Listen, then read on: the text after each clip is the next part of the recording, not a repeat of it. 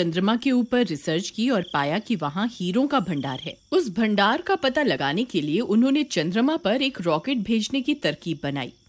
ये बात सबसे छुपाने के लिए उन्होंने शहर से दूर एक गांव के पास जंगल में अपना कैंप लगाया। रिचर्ड, जब तक हम इस रॉकेट को लॉन्च ना कर दें, हमें ये बात सारी दुनिया से छुपानी होगी। अगर किसी को हमारी खोज के बारे में पता चल गया तो उन सारे हीरो पर सरकार अपना कब्जा जमा लेगी। तुम बिल्कुल सही कहते हो, ये सिर्फ हमारी खोज है, इसलिए उन सारे हीरो पर सिर्फ हमारा हक होना चाहिए। तुम फिक्र मत करो, हम शहर से बहुत दूर हैं। यहाँ पास में सिर्फ एक छोटा सा गाँव है और वहाँ के लोग बहुत नासमझ हैं। उन्हें कभी हमारी तरकीब के बारे में पता नहीं चलने वाला। फिर एक दिन उसी गांव में रहने वाला लल्लन किसी काम से शहर जा रहा होता है। तभी उसकी नजर उन साइंटिस्ट के कैंप पर पड़ती है। अरे ई का है? ई कौन लोग हैं? आखिर ये सब यहाँ क्या चल रहा है? आज से पहले तो कभी ऐसा नहीं देखा। मुझे पता लगाना होगा। फिर लल्लन चुपके से कैंप के पास जाता है और कैंप में झांक कर देखता है। वहाँ दो साइंटिस्ट आपस में बातें कर रहे होते हैं।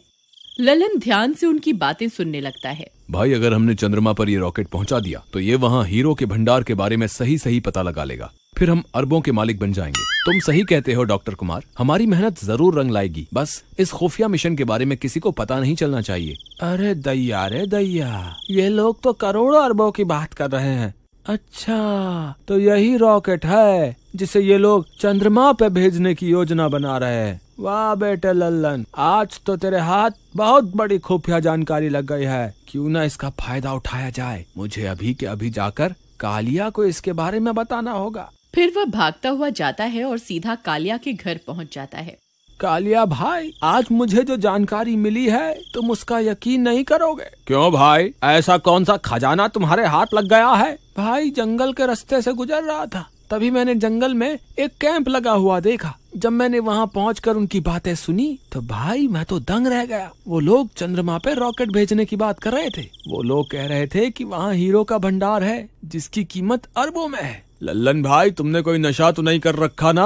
आज ये कैसी बहकी बातें कर रहे हो? भाई, मुझे पहले ही पता था तुम मेरी बात पे विश्वास नहीं करोगे। एक काम करो, तुम खुद मेरे साथ चल कर देख लो कि आखिर वहाँ चल क्या रहा है। फिर लल्लन और कालिया फिर से जंगल में बने खुफिया कैंप के पास पहुंच जाते हैं। देख भाई कालिया, अब तो विश्वास हो गया तुम्हें। ये वही कैंप है जहाँ वो साइंटिस्ट रहते हैं। और वो देखो, ये वही रॉकेट है जिसे ये लोग चांद पर भेजने के चक्कर में है। चलो मेरे साथ, चलो, मैं तुम्हें इनकी बातें सुनाता हूँ।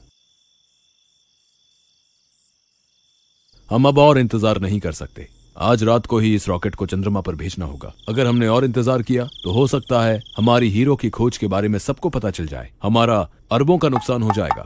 कालिया ये सारी बातें सुनकर दंग रह जाता है। क्यों भाई कालिया, अब तो तुमने अपने कानों से सुन लिया ना, ये लोग क्या करने वाले हैं? लल्लन भाई, वो लोग तो अरबों के हीरो की बात कर रहे हैं। हाँ भाई, यही सही मौका है जिंदगी में कुछ कर दिखाने का। तुम कहना क्या चाहते हो भाई? क्या ये बात हम सरकार को जाके बता दें? अरे नहीं मूर्ख, सारे किए कराए पे पानी फेरना चाहता है क्या? मेरे पास एक तरकीब है। क्यों ना हम चुपके से उस रॉकेट में जाकर बैठ जाए, जिससे हम भी रॉकेट के साथ साथ चांद पर पहुंच जाएंगे। फिर वहां पहुंचकर सारे हीरो को समेट लेंगे और वापस चुपके से उस रॉकेट में जाकर बैठ जाएंगे और उसी रॉकेट से वापस धरती पे आ जाएंगे। किसी को कुछ पता नहीं चलेगा। भाई, तुमने तो पक्का मरने का प्लान बना लिया है। अगर वो रॉकेट चंद्रमा पे पहुंचकर वापस नहीं आया तो हम क्या करेंगे? हमें तो रॉकेट उड़ाना भी नहीं आता।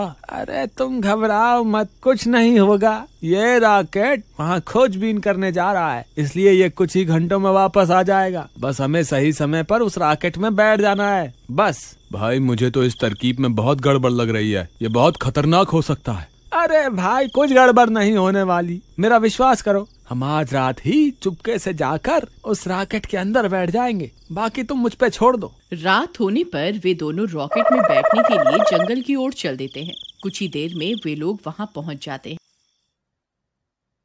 चलो भाई कालिया, वो रही हमारी मंजिल। तुम बस मेरे पीछे पीछे आते जाओ। फिर वे दोनों दबे पांव उस रॉकेट तक जाते हैं और उसका दरवाजा खोलकर चुपके से उसमें बैठ जाते हैं। कुछ ही देर में वह साइंटिस्ट उस रॉकेट को लॉन्च कर देते हैं। कालिया भाई पकड़ के रहना, इसकी स्पीड बहुत तेज होती है। अरे मर गए रे, मुझे तो पहले ही पता था तू मुझे मरवा कर ही छोड़ेगा। अरे बचाओ रे, अरे ये तो बहुत तेजी से ऊपर जा रहा है। अरे हाय लल्लन भाई, मेरी तो सांस ही अटक रही है, मुझे लगता है मैं मरने वाला हूँ। हे भगवान मुझे बचाओ। अरे मर गए रे, अब की बार मैं नहीं बचने वाला। कालिया भाई रोना बंद करो। और वो देखो नीचे का नजारा कितना खूबसूरत है। हमारी पृथ्वी अंतरिक्ष से कितनी सुंदर दिखाई दे रही है। हाँ भाई लल्लन, तुम सही कहते हो। लल्लन भाई ये मुझे क्या हो रहा है, मैं हवा में क्यों उड़ने लगा हूँ? कहीं मैं सच में तो बुलबुला नहीं बन गया? हे भगवान ये सब क्या हो रहा है? कालिया भाई डरो मत, इसे गुरुत्वाकर्षण बोलते हैं। हम पृथ्वी के वायुमंडल से बाहर आ गए हैं, इसीलिए ये सब हो रहा है। तुम घबराओ मत, हम कुछ ही देर में चांद पर पहुंच जाएंगे। कुछ देर इंतजार करने पर रॉकेट चांद पर पहुंच जाता है और चांद की सतह पर उतर जाता है। वो देखो कालिया भाई, हम पहुंच गए। नीचे देखो चांद दिखाई दे रहा है। चलो बाहर चलते हैं। बाहर चलते हैं मूर्ख, ये हमारी पृथ्वी नहीं है जो यूं ही सैर सपाटे पर निकल जाएंगे। चांद पर ऑक्सीजन नहीं होती, स्कूल में नहीं पढ़ा क्या? ओहो कालिया भाई, ये तो मैं भूल ही गया था। वो देखो वहाँ 2 हेलमेट पड़े हुए हैं, अगर हम वो पहन लें तो हमें ऑक्सीजन मिल जाएगी। फिर वे दोनों वो हेलमेट पहन लेते हैं और रॉकेट का दरवाजा खोलकर बाहर निकल जाते हैं। अरे वाह वाह कालिया भाई, हमने कर दिखाया, आखिरकार हम चांद पर पहुंच ही गए। अरे लल्लन भाई वो देखो, वो साइंटिस्ट की बात तो सच साबित हुई। वहाँ देखो, वहाँ तो हीरो का भंडार लगा हुआ है। चलो जल्दी से हीरे समेटकर वापस रॉकेट में बैठ जाते हैं। वे दोनों भाग कर जाते हैं और सारे हीरों को एक थैले में भरने लगते हैं। अरे वाह वाह, मैं तो अरबपति बन गया, आज तो मजा ही आ गया। तभी चंद्रमा की मिट्टी में से डरावनी डरावनी आवाजें आने लगती हैं। अरे लल्लन भाई, ये आवाजें तो कुछ जानी पहचानी सी लगती हैं। तभी एक चुड़ैल मिट्टी के ढेर में से बाहर निकल आती है। अरे मर गए रे, ये तो चुड़ैल है, इसने तो चंद्रमा पर भी हमारा पीछा नहीं छोड़ा। अरे मर गए रे, अरे भागो रे भागो, अपनी जान बचा के भागो। अरे कालिया भाई मेरे लिए रुको। अरे मर गए रे, ये चुड़ैल यहाँ कहाँ से आ गई? अरे साइंटिस्ट हो, तुम्हारा नाश मीटे, तुम्हें इतने छोटे छोटे हीरे दिखाई दे गए, लेकिन इतनी बड़ी चुड़ैल क्यों नहीं दिखी? फिर वे सारे हीरों को वहीं छोड़कर वहाँ से भाग जाते हैं और वापस रॉकेट में चढ़ जाते हैं।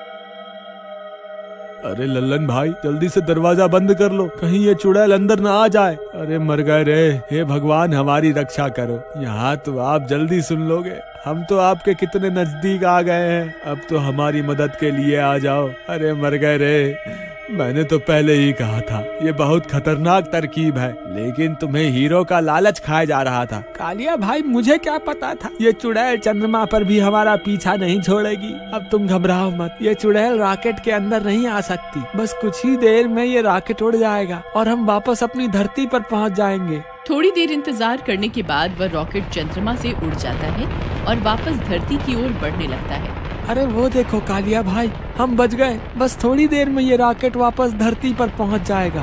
हे भगवान तेरा लाख लाख शुक्र है। थोड़ी ही देर में वे लोग वापस धरती पर पहुंच जाते हैं।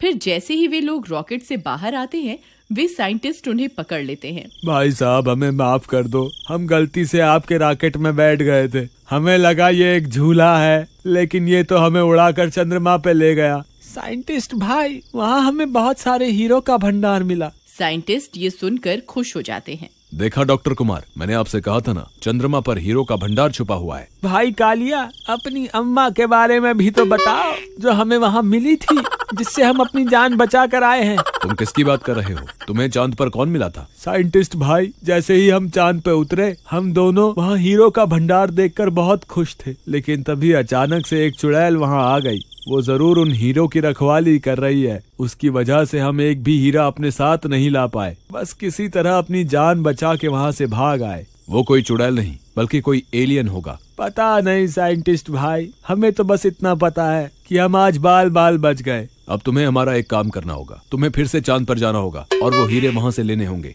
तेरा नाश मीटे साइंटिस्ट, हमें फिर से मौत के मुंह में धकेल रहा है। मैं कहीं नहीं जाने वाला। तुमसे पूछ कौन रहा है, हम तो तुम्हें बता रहे हैं। फिर वे सारे साइंटिस्ट मिलकर लल्लन और कन्हैया को फिर से उस रॉकेट में चढ़ा देते हैं और रॉकेट को चंद्रमा की ओर रवाना कर देते हैं। अरे साइंटिस्टों, तुम्हारा नाश मिटे, हमें फिर से मरने के लिए भेज दिया।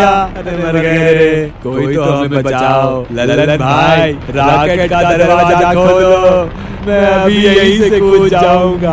पागल मत बनो काली, यहाँ से कूद के मरना चाहते हो क्या? चुपचाप बैठे रहो, जो होगा देखा जाएगा। थोड़ी ही देर में वे लोग फिर से चांद पर पहुंच जाते हैं। वह चुड़ैल वहीं उनका इंतजार कर रही होती है। राजा जी, आप वापस आ गए? मैं कब से आपका इंतजार कर रही थी। जरा बाहर तो आइए ना। अगर आप इसका भाग 2 देखना चाहते हैं तो कमेंट में जरूर बताइएगा।